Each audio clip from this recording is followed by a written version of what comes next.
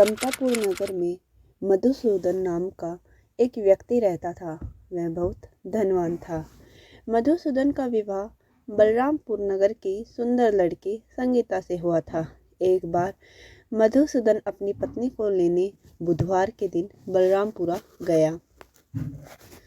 मधुसूदन ने पत्नी के माता पिता से संगीता को विदा कराने के लिए कहा। माता पिता बोले, बेटा आज बुधवार है, बुधवार को किसी भी शुभ कार्य के लिए यात्रा नहीं करते हैं। लेकिन मधुसूदन नहीं माना और उसने कहा, ये सब शुभ अशुभ बातें मैं नहीं मानता। दोनों ने बैलगाड़ी से यात्रा आरंभ की।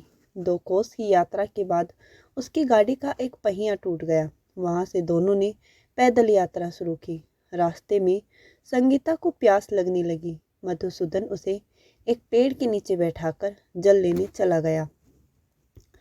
थोड़ी देर बाद मधुसूदन जब जल लेकर वापस आया तो वो बहुत ही परेशान हुआ, हैरान हुआ, क्योंकि उसकी पत्नी के पास उसके ही शकल सूरत का जैसा एक व्यक्ति उसके पास बैठा था और बातें कर रहा था।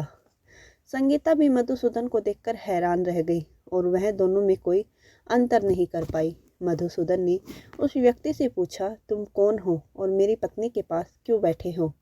मधुसूदन की बात सुनकर उस व्यक्ति ने कहा, अरे भाई, यह मेरी पत्नी संगीता है। मैं अपनी पत्नी को ससुराल से विदा करा के लाया हूँ, लेकिन तुम कौन हो जो मुझसे ऐसा प्रश्न पूछ रहे हो?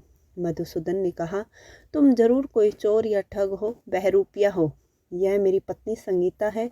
मैंने इसे पेड़ के नीचे बैठाया था और जल लेने चला गया था। इस पर उस व्यक्ति ने कहा, अरे भाई, झूठ तो तुम बोल रहे हो। संगीता को प्यास लगने पर जल लेने तो मैं गया था और मैंने जल लाकर अपनी पत्नी को पिला भी दिया है। अब तुम चुपचाप यहाँ से चलते बनो, नहीं तो किसी सिपाही को बुलाकर तुम्हें पकड़वा दूंगा। दोनों एक दूसरे से लड़ने लगे। उन्हें लड़ते देख बहुत से लोग वहां एकत्रित हो गए। नगर के कुछ सिपाही भी वहां आ गए। सिपाही ने उन दोनों को पकड़कर राजा के पास ले गए।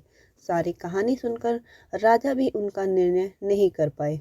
संगीता भी उन दोनों में से अपनी वास्तविक पति को नहीं पहचान पा रही थी। राजा ने दोनों को कारागार में डाल देने के लिए कहा। राजा के फैसले पर असली मधुसूदन भयभीत हो उठा। तभी आकाशवाणी हुई, मधुसूदन, तूने संगीता के माता पिता की बात नहीं मानी और बुधवार के दिन अपने ससुराल से प्रस्थान किया। यह सब भगवान बुद्धदेव के प्रकोप से हो रहा है। मधुसूदन ने भगवान बुद्धदेव से प्रार्थना की कि हे भगवान बुद्धदेव, मुझे क्षमा कीजिए, मुझसे बहुत बड़ी गलती हुई। भविष्य में अब कभी बुधवार के दिन यात्रा नहीं करूँगा और सदैव बुधवार को आपका व्रत करूँगा।